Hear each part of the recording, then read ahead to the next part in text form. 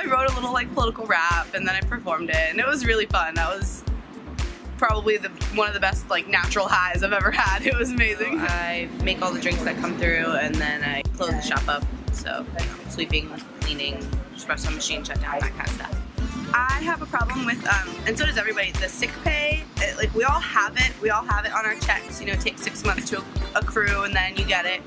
But it's really hard to like cash in on that, to like, because we are staffed so tightly that if I were to call in, I'm stuffily now, like I'm sniffly, and I could call in sick, it would probably be like an uproar, and I don't even know if I would get that payment. I would still have to find someone to cover. It's, you know, too much for a very small apartment. I live in the kitchen. I live in 400 square feet with another person on Capitol Hill, naturally.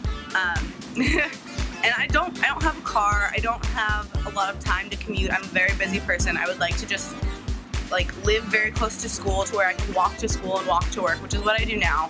And I love that. I would love to be able to do that. But, you know, with rent prices going up, with all of that kind of like, Seattle's kind of changing, and it's, you know, it's evolving, it's growing, but it's also pushing other people out, I think.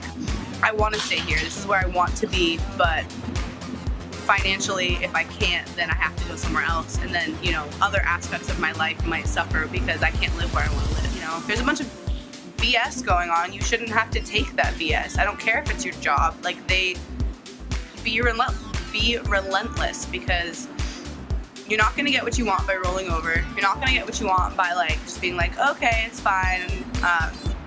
You know, start a dialogue, get as many people as you can. Just don't stop, because, you know, $15 an hour, I think there was something they were talking about in Olympia, that's not even the living wage. The living wage is like $17.38. We're not asking for much. You're not asking for a yacht and a vacation. You're asking for a living wage so you can pay your bills and not be scared shitless if something goes wrong in your life. Everyone should know that things happen in life, and you should always have enough money to take care of those things, to stand on your own 2 feet, to be your own human being, and not have to rely on loans or debt or credit cards or something else, you know?